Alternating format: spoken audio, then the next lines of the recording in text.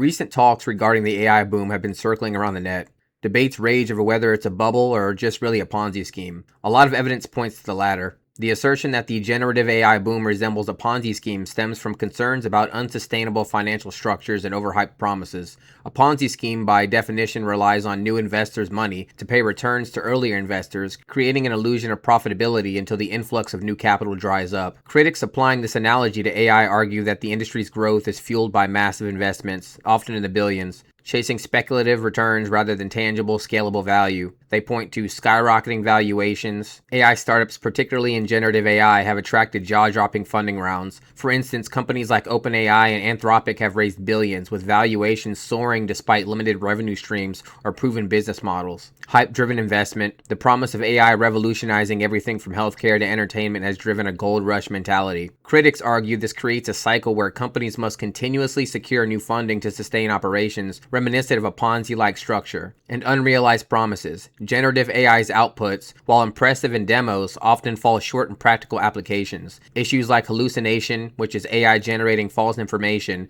high computational cost, and ethical concerns raise doubts about whether the technology can deliver on its lofty expectations. This narrative has gained traction in posts across platforms like X, where users have voiced skepticism about AI's long-term viability, and in legacy media outlets questioning whether the industry's growth is a house of cards. To assess whether the AI boom is a bubble, a Ponzi scheme, or neither, let's break it down. A bubble occurs when asset prices inflate beyond their intrinsic value, driven by speculation, only to collapse when reality sets in. The dot-com bubble of the late 1990s is a classic example, where internet companies with little revenue commanded astronomical valuations before crashing. AI's current trajectory shares similarities. Overvaluation risks. Some AI firms are valued at multiples far exceeding their current revenue, banking on future dominance in a crowded market. Market saturation, the proliferation of AI tools, chatbots, image generators, and more has led to fierce competition, with many startups struggling to differentiate themselves. Economic pressures, rising interest rates, and tightening capital markets could reduce investor appetite for high-risk, high-reward AI ventures, potentially triggering a correction. However, unlike the dot-com era, AI has tangible applications already in use. Think predictive analytics and logistics or personalized recommendations in streaming. These real-world use cases suggest that while some AI ventures may fail, the technology itself has staying power. The Ponzi scheme label is more contentious. Unlike a traditional Ponzi scheme, which offers no real product, generative AI companies are producing functional technologies. Tools like ChatGPT, DALL-E, and Midjourney have millions of users and are driving innovation in creative industries. However, the analogy gains traction when we consider dependency on continuous funding, overpromising returns, and lack of transparency. The Ponzi label may feel overly harsh. AI's challenges, high costs, ethical dilemmas, and scalability hurdles are not unique to Ponzi schemes but are common in emerging tech sectors. The internet, for example, faced similar skepticism in its early days but ultimately transformed the global economy. Fraud, fake news, lies, and propaganda are big problems in science and technology as well. Fabricated stories as information disorder, false or misleading information are by digital technologies such as the social media and triple fake AI tools trained by fabricated, manipulated, false, or biased content and context. The offense of fraud under the Fraud Act of 2006 may be committed by dishonestly making a false representation to a person or to any system or device with a view to gain with intent to cause loss or expose to a risk of loss. Techno-scientific fraud, as an act of deception or misrepresentation of one's own work, violates all the ethical standards, taking the form of plagiarism, falsification of data, and irresponsible authorship, all in search for a promotion, status, tenure, prestige, and brand, and the obtaining of research grants, huge profit, or investment resources. Fraud and fake news stories are generated and disseminated by fake AI bots. People fake academic work and the most advanced technologies, as machine intelligence and learning. As to the recent article of Nature, more than 10,000 research papers were retracted in 2023, a new record. Fraud and fabrication could be as broad as from fabricating results in trials of drugs used to treat serious surgical complications to fabricating humans, our body, brain, behavior, and business as artificial intelligence or artificial human intelligence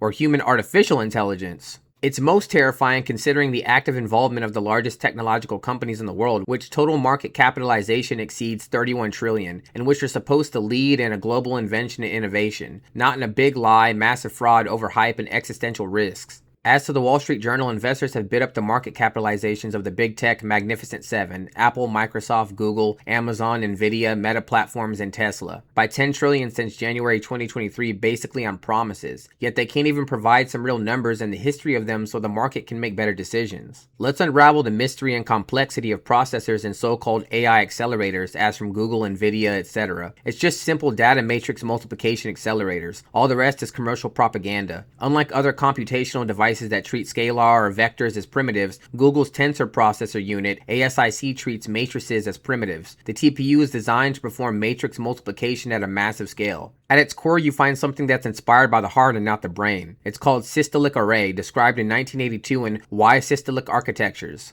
And this computational device contains 256 by 256 8-bit multiply-add computational units. A grand total of 65,536 processors is capable of 92 trillion operations per second. It uses DDR3 with only 30 gigabytes per second to memory. Contrast that to the NVIDIA Titan X with GDR5X hitting transfer speeds of 480 gigabytes per second. It has nothing to do with real AI hardware. A central main processor is commonly defined as a digital circuit which performs operations on some external data source, usually memory or some other data stream, taking the form of a microprocessor implemented on a single metal oxide semiconductor integrated circuit chip, also known as a MOSFET. It could be supplemented with a coprocessor performing floating point arithmetic, graphics, signal processing, string processing, cryptography, or I/O interfacing with peripheral devices. Some application-specific hardware units include video cards for graphics, sound cards, graphics processing units, and digital signal processors. A central processing unit, a CPU, also called a central processor, main processor, or just processor, is the electronic circuitry that executes instructions comprising a computer program. The CPU performs basic arithmetic, logic, controlling, and input-output operations specified by the instructions in the program. Microprocessor chips with multiple CPUs are multi-core processors. Array processors or vector processors have multiple processors that operate in parallel with no unit considered central. Virtual CPUs are an abstraction of dynamical aggregated computational resources. Microprocessor chips with multiple CPUs are multi-core processors. We know a lot of processing units: central processing units, graphics processing units, sound chips and sound cards, vision processing units, tensor processing units, neural processing units, physics processing units, digital signal processors, image signal processors, synergistic processing elements or units, field programmable gate arrays, quantum processing units. A GPU enables you to run high-definition graphics on your computer. A GPU has hundreds of cores aligned in a particular way, forming a single hardware unit. It has thousands of concurrent hardware threads utilized for data parallel and computationally intensive portions of an algorithm. Data parallel algorithms are well suited for such devices because the hardware can be classified as SIMT, single instruction multiple threads.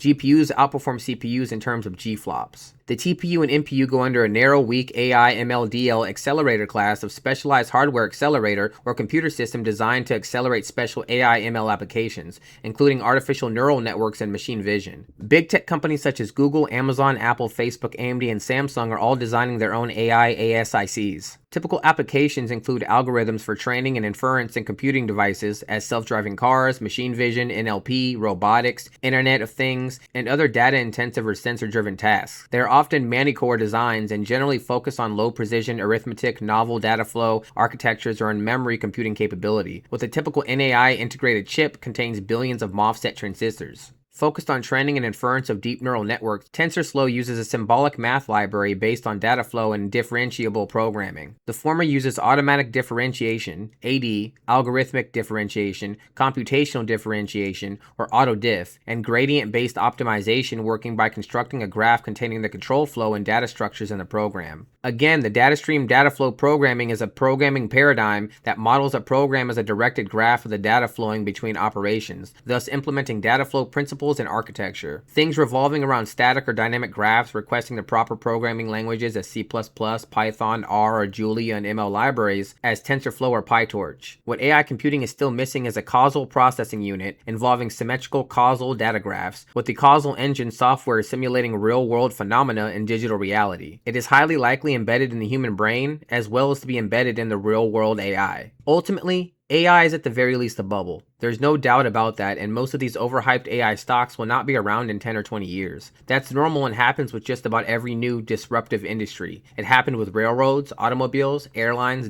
.com, and countless other stocks over the years. However, if the money is not paid, then the house of cards comes crashing down, and this turns into a Ponzi scheme that blows the fuck up.